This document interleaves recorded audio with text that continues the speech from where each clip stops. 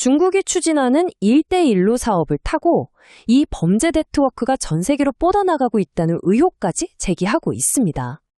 그러니까 여러 나라와 경제 협력을 강화하겠다고 만든 거대한 인프라 구축 계획, 바로 이 1대1로가 오히려 불법 장기 거래를 위한 통로로 악용되고 있다는 정말 충격적인 주장인 거죠.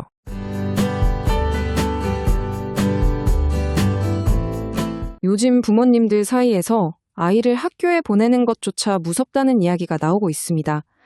그들이 마주한 보이지 않는 공포는 바로 우리 사회에 깊숙이 파고들었다는 불법 장기 밀매 의혹인데요. 오늘 이 충격적인 의혹의 실체가 대체 뭔지 한번 깊숙이 파헤쳐 보겠습니다. 아니, 부모가 자녀를 학교에 안 보낸다니 이건 정말 상상하기 힘든 굉장히 극단적인 선택이잖아요. 도대체 뭐가 평범한 가정들을 이렇게까지 극심한 공포로 몰아넣고 있는 걸까요? 이 공포의 시작은 사실 굉장히 충격적인 소문 하나에서 비롯됐습니다. 그게 뭐냐면 학교에서 하는 평범한 건강검진이나 헌혈이 사실은 아이들을 장기 이식 대상자 명단에 올리는 그런 통로가 될 수 있다는 거예요. 정말 끔찍하죠. 그러니까 내 아이도 표적이 될 수 있다는 불안감이 정말 걷잡을 수 없이 퍼지고 있는 겁니다. 자, 그런데 이 엄청난 공포가 그냥 뜬 소문이 아닐 수도 있겠다라고 의심하게 만드는 배경이 있어요. 바로 정말 충격적인 숫자의 불균형 때문입니다. 왜 암시장이 생겨날 수밖에 없는지 그 근본적인 이유부터 한번 보시죠. 네, 바로 35만 명입니다. 여러 보고서에서 공통적으로 지목하는 숫자인데요.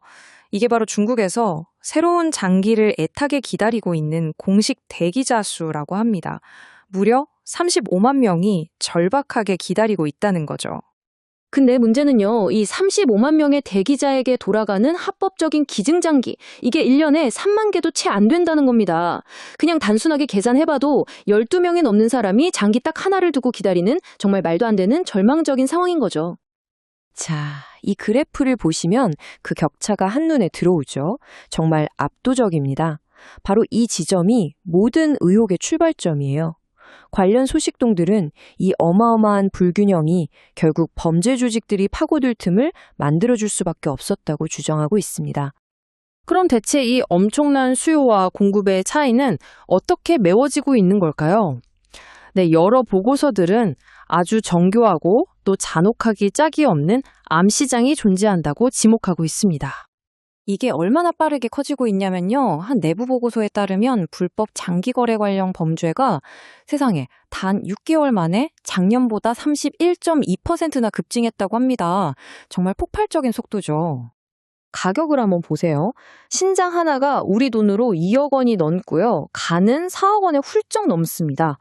이렇게 돈이 되니까 이 막대한 이익 때문에 범죄 조직들이 계속해서 뛰어드는 거겠죠. 그럼 이 끔찍한 공급망, 과연 어떻게 돌아가는 걸까요? 자료들을 보면요, 아주 명확한 4단계 과정이 드러납니다. 먼저 취약한 표적을 딱 고르고 거기서부터 장기의 최종 판매까지 아주 체계적으로 움직인다는 거죠. 보고서들이 공통적으로 지목하는 패턴이 있습니다. 바로 사회적 약자들만 골라서 노린다는 거예요. 그런데 그 중에서도 정말 가장 충격적인 건 이 범주의 표적이 아이들에게 집중되고 있다는 겁니다. 도대체 왜 아이들일까요? 보고서에 인용된 한 전문가의 말을 보면 그 끔찍하고 계산적인 이유가 드러납니다. 성공률이 높다. 바로 이 의학적인 이유가 아이들을 더 큰 위험으로 내몰고 있다는 거죠. 정말 소름 끼치는 이야기입니다. 근데 더 심각한 건 이 끔찍한 산업이 국경 안에서만 머무는 게 아니라는 겁니다. 일부 보고서에서는요, 중국이 추진하는 1대1로 사업을 타고 이 범죄 네트워크가 전 세계로 뻗어나가고 있다는 의혹까지 제기하고 있습니다. 그러니까 여러 나라와 경제 협력을 강화하겠다고 만든 거대한 인프라 구축 계획, 바로 이 1대1로가 오히려 불법 장기 거래를 위한 통로로 악용되고 있다는 정말 충격적인 주장인 거죠. 예를 들어 캄보디아에 있는 이 병원이 대표적인 사례로 꼽히는데요. 겉으로는 의료 지원 프로젝트지만 실제로는 중국 병원과 장기 이식 관련 협력을 한다는 보도가 나오면서 이런 국제 의료 파트너십의 본질에 대해 의문을 갖게 만드는 거죠. 이게 캄보디아만의 문제가 아닙니다. 나이지리아 같은 다른 1대1로 참여국에서도 비슷한 범죄 조직이 적발되기도 했거든요. 국제의료 지원이라는 좋은 명분 뒤에 뭔가 어두운 패턴이 숨어 있는 건 아닌지 조사가 계속되고 있는 상황입니다. 자, 이렇게 심각한 의혹들이 계속 터져나오고 대중의 불안은 점점 커지는데 과연 당국은 어떻게 대응하고 있을까요? 네, 표면적으로는 굉장히 강력하게 대응하는 것처럼 보입니다. 처벌 수위를 최고 무기징역까지 올리고 사슬 끊기라는 특별 단속 작전까지 펼쳤으니까요. 그런데 이상하게도 이런 공식적인 조치들에도 불구하고 대중의 의심은 전혀 가라앉질 않고 있어요. 특히 과거에 내부 고발 때문에 장기 적출 의혹의 중심에 섰던 한 병원이 있는데요. 그 병원 옥상에서 헬리콥터가 매일같이 뜨고 내리는 게 목격되면서 온라인이 아주 발칵 뒤집혔습니다. 의혹의 불길이 다시 활활 타오르고 있는 거죠. 바로 이 댓글 한마디가 모든 걸 보여줍니다. 정부의 공식 발표와 대중들이 느끼는 이 뿌리 깊은 공포 사이에 얼마나 깊은 골이 있는지 말이죠.